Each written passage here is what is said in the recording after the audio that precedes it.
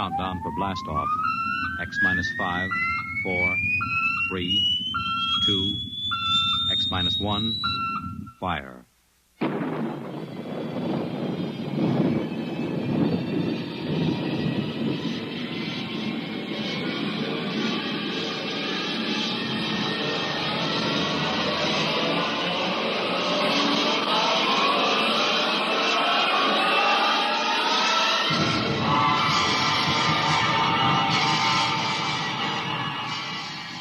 From the far horizons of the unknown come transcribed tales of new dimensions in time and space. These are stories of the future, adventures in which you'll live in 1,000,000 could-be years on 1,000 maybe worlds. The National Broadcasting Company, in cooperation with Street and Smith, publishers of astounding science fiction, presents X minus 1.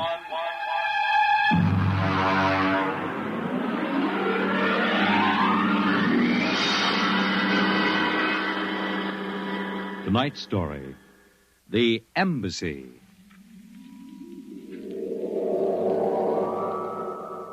Out of the infinitude of stars and planets in the solar system and other systems in the universe, it is almost mathematically certain that other forms of life exist on other worlds. Someday, in the future, in 1,000 years, or in the next 25 minutes, daring travelers through space will make contact with the inhabitants of another world. But the question is, will we contact them first, or will they contact us? A private detective agency in downtown New York. Mr.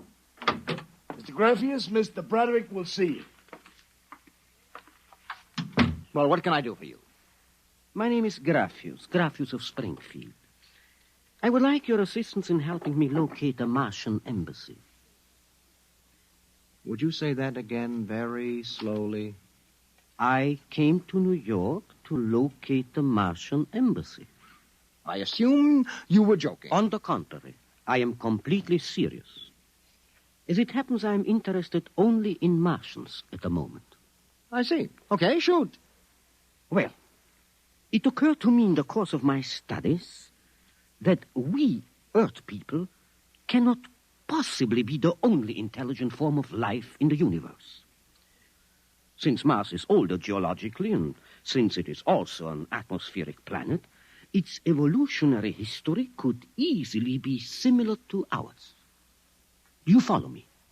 Well, so far, I can't say no. If this is true, then they must have been watching us, observing us for hundreds, possibly thousands of years. They also know we are a militaristic, warlike race. We might conceivably set out to conquer and occupy Mars someday. In which case, they would try to get the jump on us. Precisely, Mr. Broderick. Now, if you were planning to attack an unknown nation, what would be your first move, Mr. Broderick? Well, intelligence. Find out what the odds are. Oh, you have a very logical mind, sir. You would send agents to scout the nerve centers of earthly civilization and advancement. Not Kansas City or Equatorial Africa, my dear sir, but here, in New York, the most technically advanced spot on the earth. And you want me to help you prove this theory of yours? Precisely. The expense doesn't interest me. Well, now, this may take a long, long time, Mr. Graffius. After all, nobody has ever seen the Martian. I assure you they will be very ordinary-appearing people. Mm-hmm. Very likely they live together in downtown New York. Most certainly they live in a private house with no servants to pry in their affairs. Oh, some ordinary people who live in a private house in downtown New York. How much is there to look up Martians in the classified section of the phone book? There's one other lead which might help you. What's that? They would be almost certain to subscribe to every conceivable type of newspaper, scientific journal, and foreign language publication. Now, that might be something. Okay, Mr. Graffius, it's a deal. Excellent. I shall contact you tomorrow.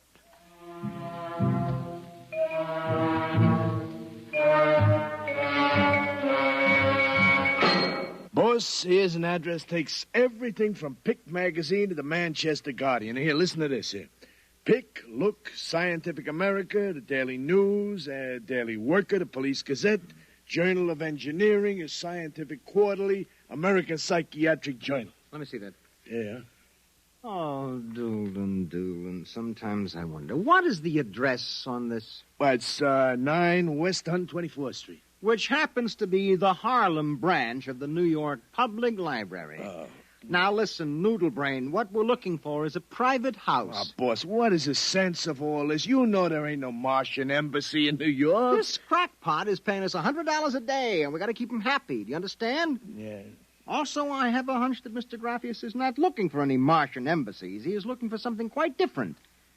So we are going to find it for him.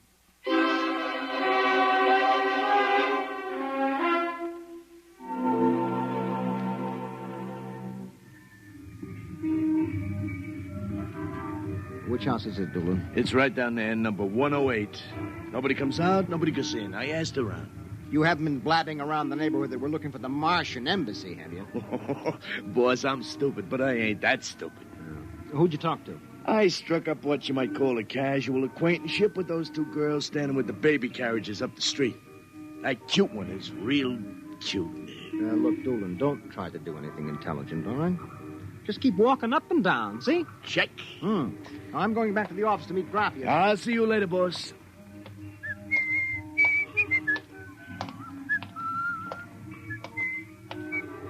Hiya, beautiful.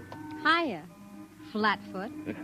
Name is Doolin, honey. Iron Man Doolin. Your line is getting rusty, Iron Man. So help me, honey. If I'm feeding you a line, may the heavens open up and strike me dead. Hey, what's that? Look out!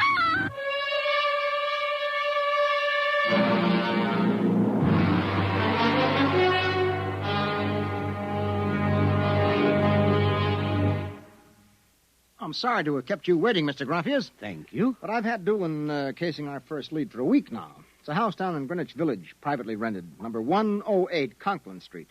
Nobody seems to know anything about who lives there, except that they subscribe to every paper and scientific journal put out.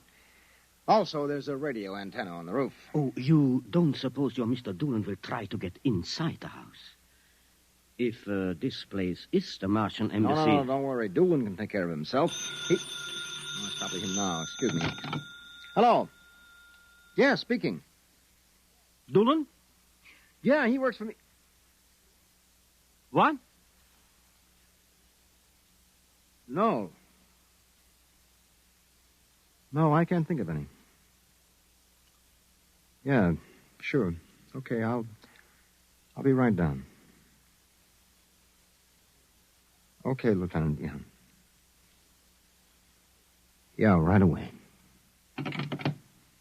Something the matter? Doolin is dead, Mr. Graffius. All right, come on, we get a cab. I have to identify the body.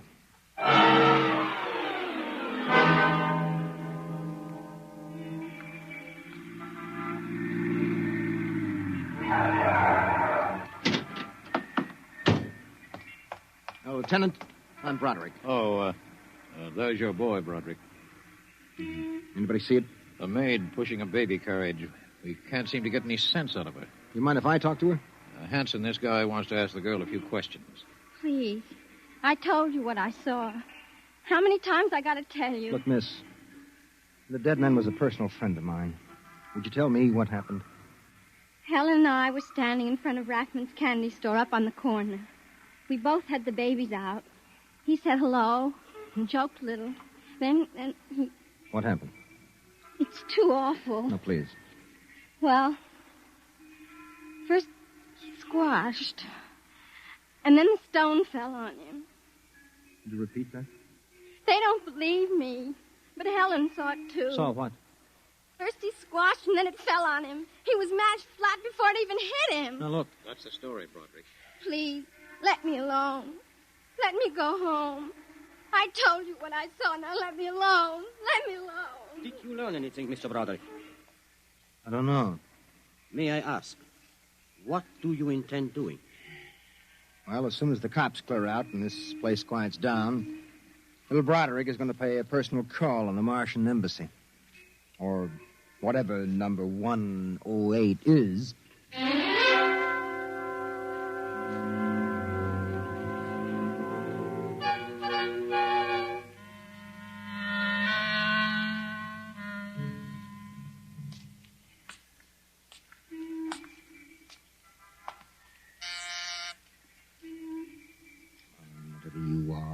front door. Yes? Oh. Well, young man. Oh, excuse me, ma'am. Is the lady of the house at home? I'm the lady of the house. Oh, well, my name is Broderick. I represent the Manhattan Child Adoption Center. We're soliciting funds and clothing for stranded and unadopted children. I Won't wondered you if... come inside? Well, we don't. Usually Oh, nonsense. I'm old enough to be your grandmother. Besides, my son Lauren is working at home.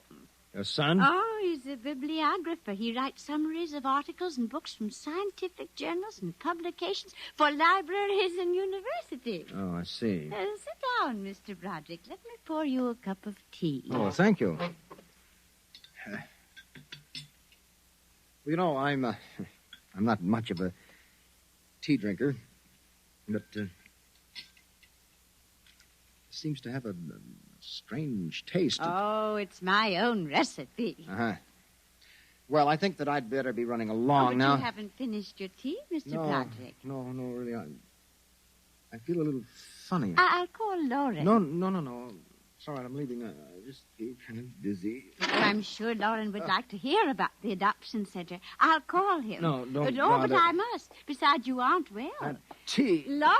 I've got to get out. Lauren! Lauren, hurry! Look out. Get out of my way. No, you must stay. Yes, Mother. You drugged my tea. You let go of my arm. Lauren! Let go. No! Oh! I've got to get out. The front door. Open. What happened? The other one, that Broderick, he was here. I drugged his tea. He got away? He was suspicious. Fool! Idiot! Go after him. Risk another murder on our doorstep. Are you insane? But he suspects. Well, we'll have to take our chances. We'll have to think of some other way. If he goes to the authorities... Oh, they'll laugh at him. How did they find out? I don't know how. But I'm certain someone else sent them. Who? I don't know. I'm afraid to let myself think. It might be. It just might be them.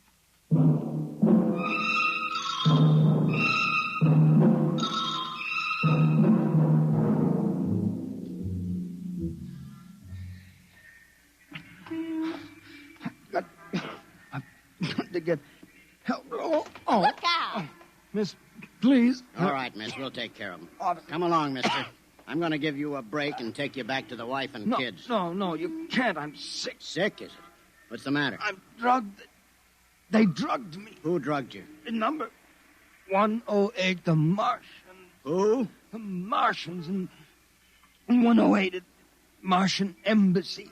Well, I've seen them with pink elephants, rabbits, and mice, but you're the first one that's got Martians. Oh, it's true, I tell you. Come along. Listen, don't take me back there. They'll kill me. I've got to make you understand. Here, I'll help you up the steps. What? Listen, my name. My name is Broderick. I'm a private dick. We'll find out about this. No. Here, don't try any tricks. Officer, listen, please. I'll give you anything, $1,000, but please, listen. For God's sake, listen. Yes, officer? Oh. Why, Broderick. You know this lush, Granny? Oh, why, that's my son, Broderick.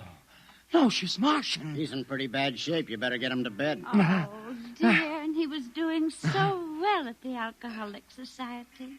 He must have gotten off again. Looks like he's ready to pass out. Lauren! What is it, Mother? Oh, Brod. Your brother Broderick has been drinking again. No, officer, please. Look out. He's passed out. Oh, I'll take care of him, officer. We've handled this sort of thing before. Can you manage okay?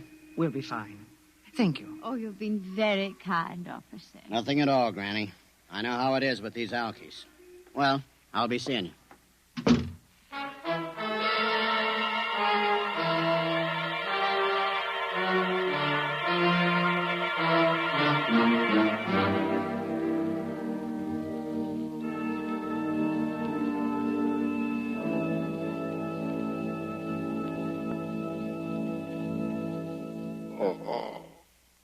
Martian Embassy.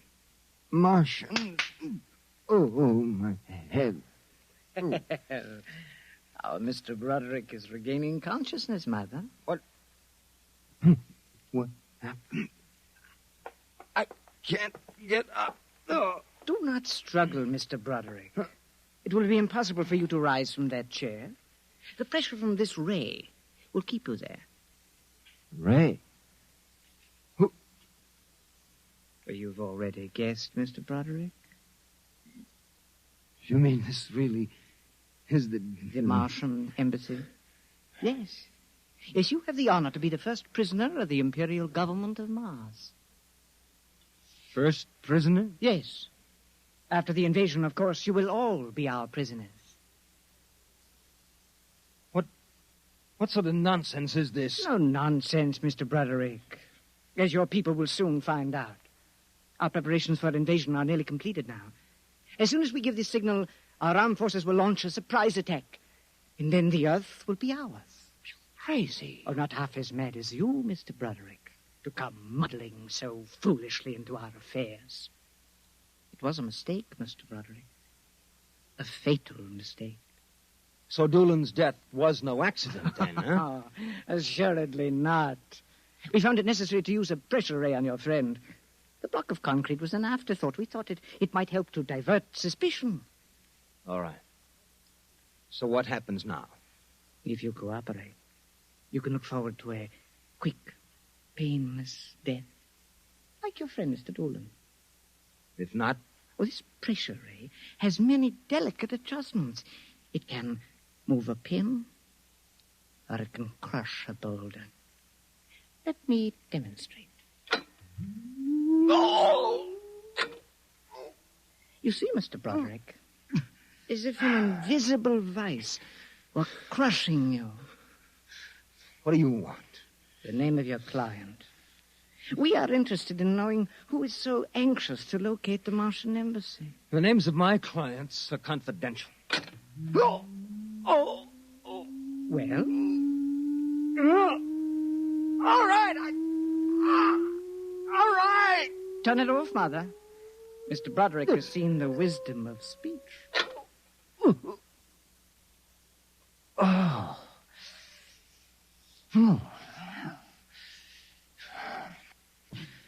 His name is Graphius. Graphius? Yes. An unusual name for an Earthman. Describe him. Well, I don't think I really can. Describe him. Oh.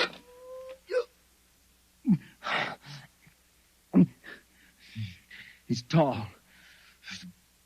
The big forehead. It's about 60. Wears thick glasses. He's bald. Lauren, it sounds like one of them. Yes. Yes, it does. Contact the planet. Tell them we suspect that our plans are known. Ask for an acceleration of the invasion day. At once. What about me? Oh, I am sorry, Mr. Broderick. But I'm afraid you know too much now. In exactly 5 seconds, you will feel the full impact of the ray which faces you. I would suggest that you relax and meet your fate calmly. Oh, no, wait a minute. You will feel no pain, just a wall of force crushing you. Yes, but listen. 5. But you can't do this. 4. It isn't human. Yes, I know we're not human. 3. Yes, but do you understand? 2. No. 1. Mother in heaven. Now. No. Lauren! It didn't work. Something has happened. The magnetic field is dead. Stand back from the pressure rate. It will not function anyway. I have decontrolled your field. Lauren! Lauren, it's one of them. They found us. Did you think we wouldn't? You are free to move now, Mr. Brown.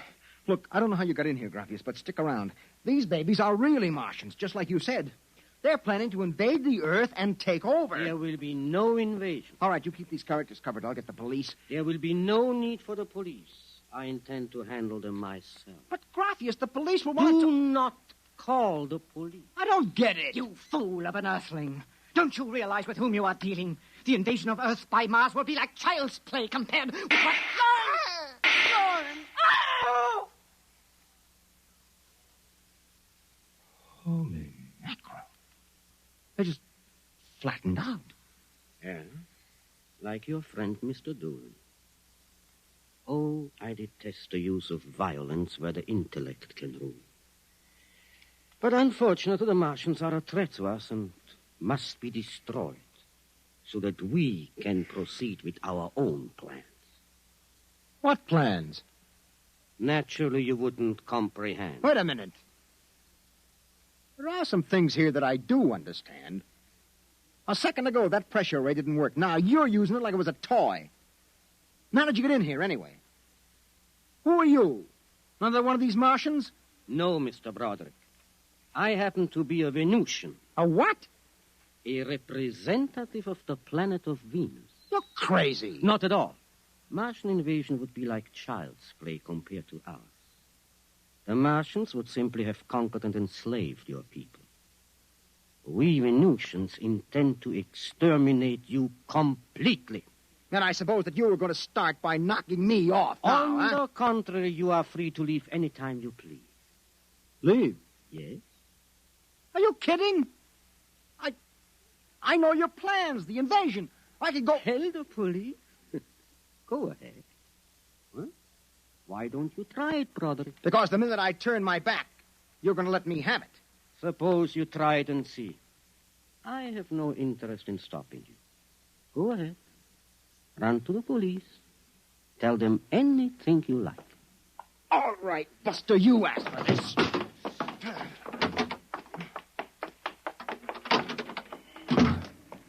I'm alive. You let me go. Here. Where do you think you're running to? Officer, listen to me. Oh, it's you again. The one with the Martians. Listen, that story is true. You've got to believe me. You've absolutely got to believe me. They're inside that house, inside number 108. He killed them. Who killed him? Graphius, the leader of the Venusian invasion. Venusian invasion. Look, they're going to take over the Earth. Listen to me. Go in that house. Martians, now Venusians. Okay, brother, I've heard enough. Your Betty is a bedbug. Come along. Please, where are you taking me? Bellevue Psychiatric Ward, my friend. Come on. No, but you... Come along. You don't understand. Why are you such a fool? Let go of me. There's going to be an invasion. The Venusians are going to invade us. Why don't you listen to me? Why don't you listen?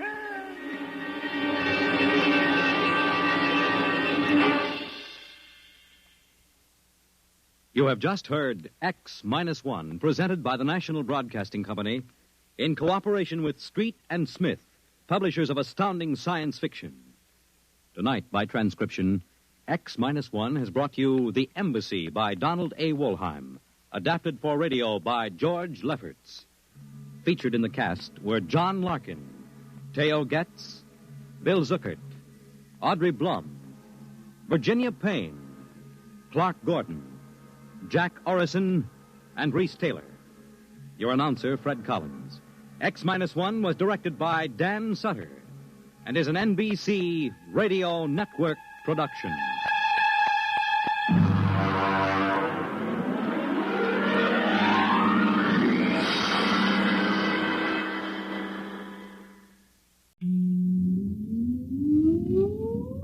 Countdown for blast off. X-5, 4, 3, 2, X-1, fire.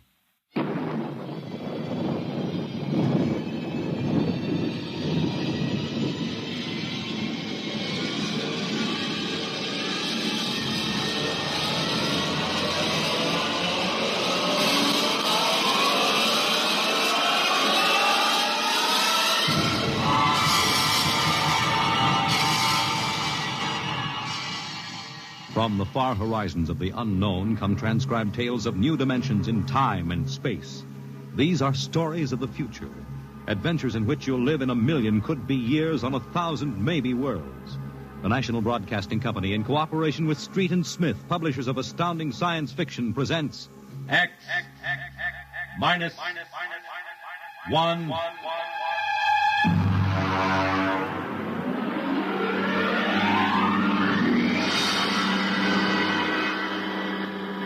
Tonight's story, Ray Bradbury's tale, The Veldt.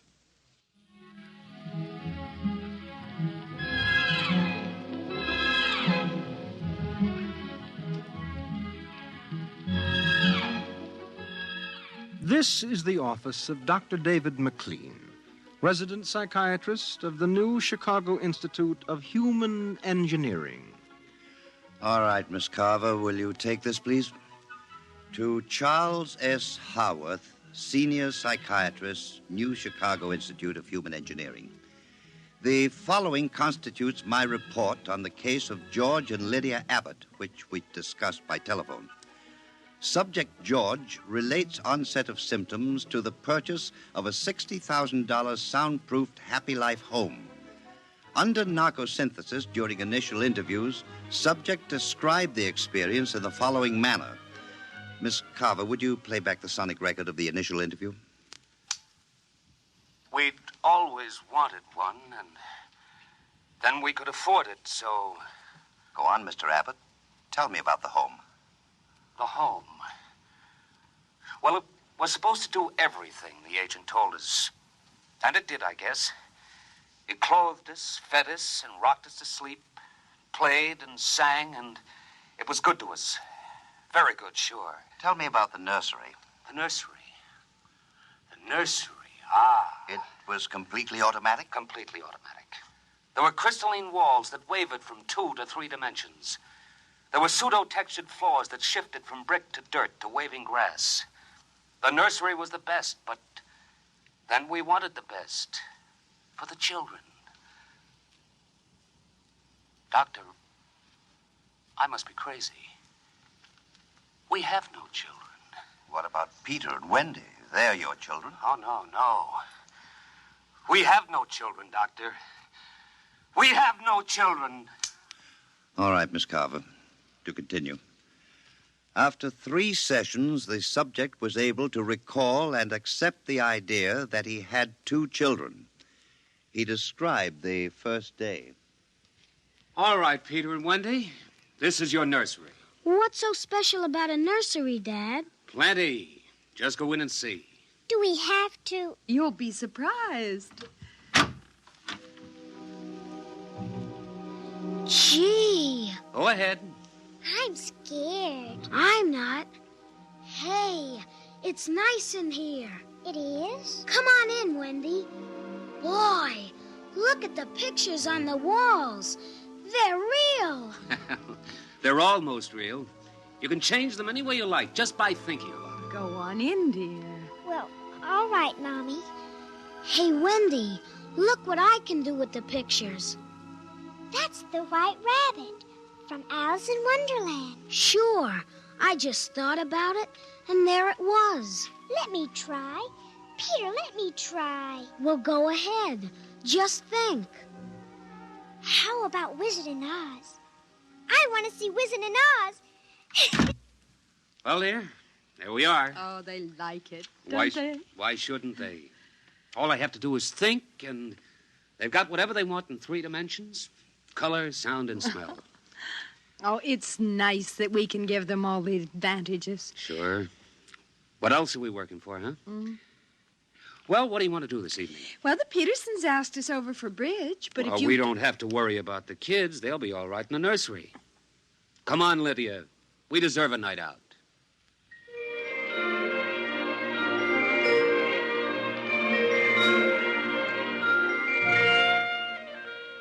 And in the nursery, the walls were a kaleidoscope of time and space and imagination. The green forest of Sherwood and the quiet forms of Robin and his merry men gave way to the roll of the high seas and the smell of salt in the air as Sir Henry Morgan sailed into the harbor at Jamaica. And behind the crystalline quartz walls, the vacuum tubes and grids and banks of metal image tape spun quietly and efficiently, erasing the line between illusion and reality. Of course, the electric bill from Consolidated Utilities was tremendous, but it was worth it. The Happy Life home breathed contentedly as life proceeded with soft automaticity as guaranteed in the brochure and bill of sale.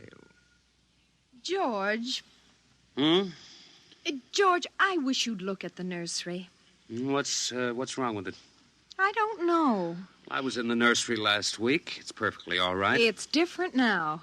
What do you mean, different? I want you to come and see. Are the kids there? No. Madge Allen took them to a show along with her kids. That's why I want you to look at it now, before they get back. Oh, all right. What you expect me to do, I don't know. I'm no mechanic. This isn't a question of a leaky faucet, George. All right, dear. I'm coming.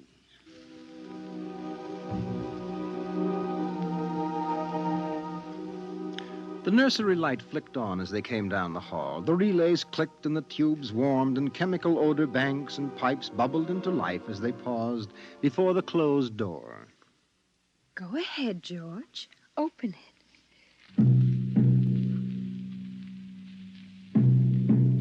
On all sides, in 3 dimensions, stretched the hot, tired landscapes of an African veldt reproduced to the last stick and pebble and bit of straw. The ceiling above them became a sky with a hot yellow sun. A wind blew in from the baked veldtland. The hot straw smell of lion grass. The cool green smell of the hidden waterhole. The great rusty smell of animals. The howl of the jackal in the distance. And the papery rustling of the great vultures that wheeled and circled under the yellow burning sun. Let's get out of this sun. It's a little too real. Oh, George, you promised you'd look around. Well, I don't see anything. Wait a minute. There are the vultures. Filthy creatures. There. There are the lions. Far over that way. Yes, I see them. Well, they're on their way to the waterhole. They've just eaten. It's some animal.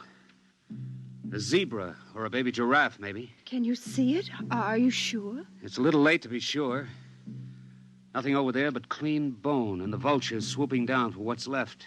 Did you hear that scream? What scream? About a moment ago. Sorry, no. Oh, here come the lions. George, they're frightening. Take it easy, Lydia. They're just illusion.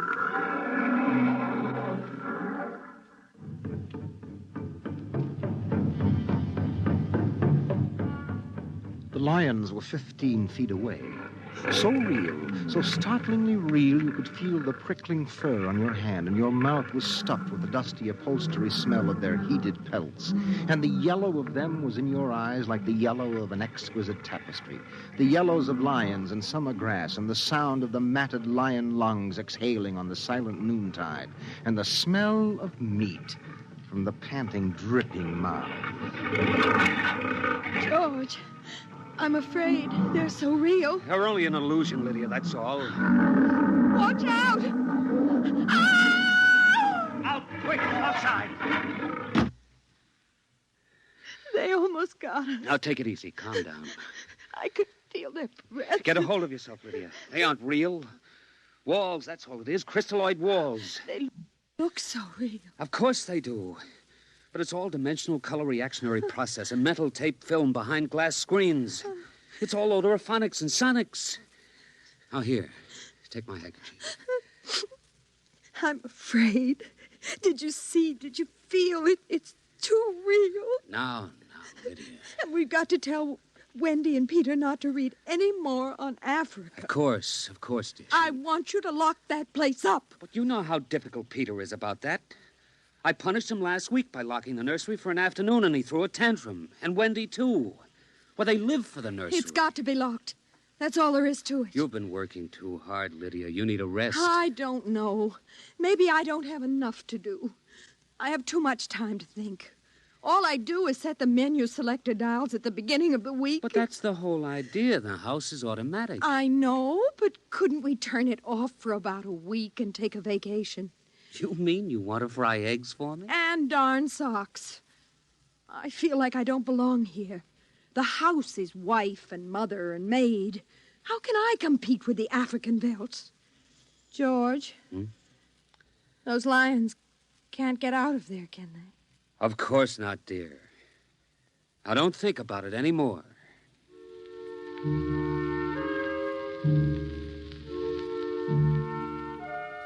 They ate alone. He sat idly watching the dining room table produce warm dishes of food from its mechanical interior. You forgot the ketchup. That's better. It wouldn't hurt to lock the children out of the nursery for a while. It was clear that they had been spending too much time in Africa. At sun, he could feel it on his neck still, like a hot paw. And the lions and the smell of blood. Remarkable how the nursery caught the telepathic emanations of the children's minds and created a life to fulfill their desires. The children thought zebras, and there were zebras. Sun, sun. Giraffes, giraffes. Death and death. They were so young. But long before you knew what death was, you were wishing it on someone else. But this, the long, hot African veldt, the awful death in the jaws of a lion, and repeated again and again and again. The children came home dutifully at 8:30. Hi, Mom. Hi, Pop. Hello, darlings. Do you want something to eat, dear? We're just having dessert. We're full of strawberry ice cream. And hot dogs. We'll just sit and watch. Sure. Peter, tell us about the nursery. The nursery? All about Africa and everything. I don't understand. Well, your mother and I were just traveling through Africa with rod and reel. There's no Africa in the nursery. Oh, come now, Peter. We know better. I don't remember any Africa. Do you, Wen? Go run and see, huh? Sure. I'll be right back. Wendy, come back here. Wendy! Oh, she'll be right back, Pop. She doesn't have to. I've seen it. Come on. Sure, Pop, but Wendy'll tell us. Open the door. See, Daddy? It's not Africa. It's Florida. Like in Bambi. There go the deer. See? It isn't Africa. I see it isn't. Go to bed. But it isn't 9 o'clock. You heard me. Go to bed. Okay. Good night, Mom. Good night, Pop. Good night. Good night, dear. I'll be right in. Wait a minute, Lydia. Look at this. What is it? This is the corner where the lions were, isn't it? What is that you picked up? An old wallet of mine. There's a smell of hot grass on it. The smell of a lion. It's wet with saliva. And it's been chewed. George, those smears of blood. Come on out. Now let's go to bed.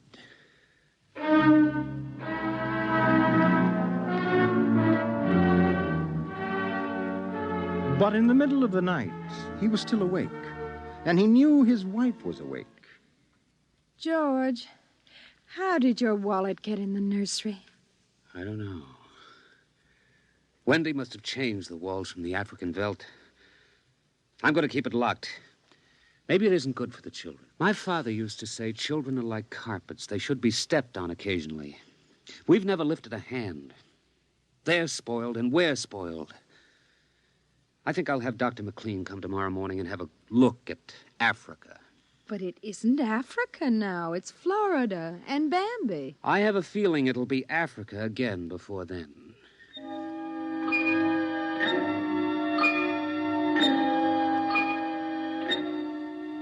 Although their automatic Somno-beds tried very hard, the two adults could not be rocked to sleep for another hour. A smell of cats was in the night air. And in the morning, the stove cooked French toast, and the dining room table poured the syrup and melted butter. Pop, Yes? you aren't going to lock up the nursery for good, are you? That all depends. On what? On you and your sister. We feel you should have some variety, dear. I wouldn't want the nursery locked up ever. Well, as a matter of fact, we're thinking of turning the whole house off for about a month. Sort of camping out. Be fun for a change. Now, don't you think so, Wendy? No, it'd be awful. I don't want to do anything but look and listen and smell. What else is there to do? Oh, all right, all right. Go play in Africa. Are you going to shut off the house soon? We're considering it. I don't think you better consider it any more, Pop. I won't have any threats from you, son. Okay, Pop. Come on, Wendy. Let's get back.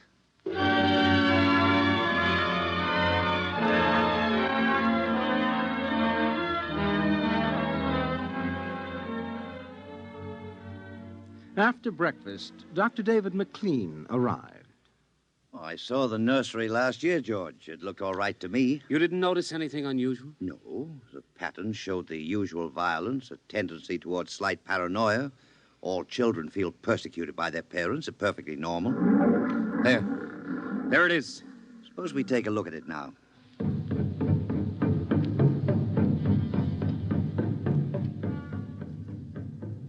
They entered without knocking and sent the children out. The screams had faded and the lions were feeding quietly under the trees. I wish I could see what they're eating. How long has this been going on? A little over a month. Certainly doesn't feel good. I don't want feelings. I want facts. George, a psychologist never saw a fact in his life. He knows about feelings. And this doesn't feel good. Now, my advice to you is to have the whole room torn down and your children brought to me every day for the next year for treatment. Is it that bad? I'm afraid so. You know, that's why the nursery was developed originally, to let us examine the patterns left on the wall by a child's mind. But what is it? What's wrong with Peter and Wendy? Well, it's hard to say. I haven't punished them more than average. Oh, I took away a few gadgets. Last week, I locked the nursery to show I meant business. You've let this room replace you and your wife in your children's affections. This room is their real father and mother. And now you come along and want to shut it. Well, you can feel the hatred coming out of that sky. George, turn everything off. The nursery, the automatic kitchen, the whole automatic house. Start now. But won't the shock be too much for the children? I don't want them going any deeper. Let's get out of here. I never like these rooms. They get me nervous. Those lions look real, don't they? I don't suppose there's any way... What? That they could become real. Not that I know. Some flaw in the machinery, tampering? No. I don't imagine the room will like being turned off. Nothing ever likes to die, even a room. I wonder if it hates me for turning it off. Paranoia is thick today. Well, hello. Is this your scarf? It's stained. Brown. Blood. That's Lydia's. Come on, the main fuse box is out here. All right, go ahead. Pull the switch.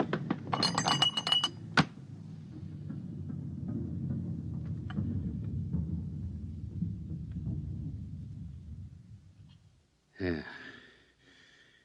It's off.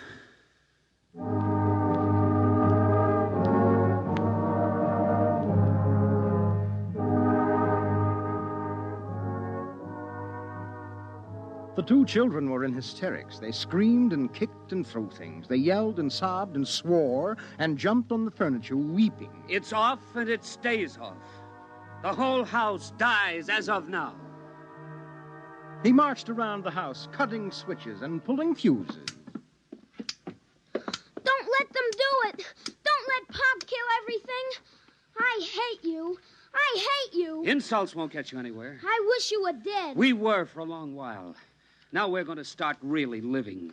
Instead of being handled and massaged, we're going to live. Once more, Daddy. Just once more. One more minute of the nursery, that's all. Just one more minute. Oh, George, it can't hurt, really. Oh, all right, only shut up. 1 minute, and that's the end. Forever. Gee, thanks, Pop. Thanks. And then we're going on a vacation. Dr. McLean is coming in half an hour to help us out. Lydia, turn on the nursery for just a minute. Oh, boy. Come on, Wendy. Come on. Thanks, Daddy. Thanks a lot. Just 1 minute, remember? Now, where'd I put those suitcases? Lydia! Don't shout, George. I'm right here. Did you leave them alone in the nursery? Well, I've got to get ready, George. Well, I guess we'd better get them out of there before they get involved with those beasts again. Pop! Pop, come here! Daddy! Mommy! Come on, quick. Wendy! Peter! What's the matter? Hurry up. Open the nursery. Wendy! Peter! They aren't anywhere. Wendy? Peter? Peter! The door. Open the door. They've locked it from the outside. Peter! Peter! Wendy! Peter! Open the door, dear! Let us out, Peter! Open the door. It's time to go. Open the door! George! The lions! Peter, do you hear me? Open this door! They're all around us, George! Son! Son, do you hear me? Let us out! Son! George! Look out! The lions!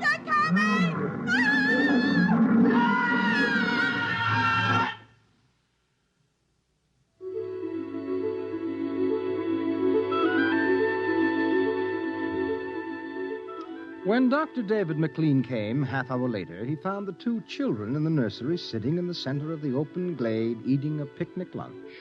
Beyond them was the waterhole and the yellow Veldt land. Above was the hot sun. At a distance, Dr. McLean saw the lions fighting and clawing and then settling down to feed in silence under the shady trees. Hi, kids. Where are your mom and dad? Oh, they'll be here directly. Good. We've got to get along. He squinted at the lions with his hands up to his eyes. Now they were done feeding, and they moved to the waterhole to drink. A shadow flickered as the vultures dropped down from the blazing sky to finish what the lions left. Dr. McLean? Dr. McLean? Huh? What? Have a cup of tea?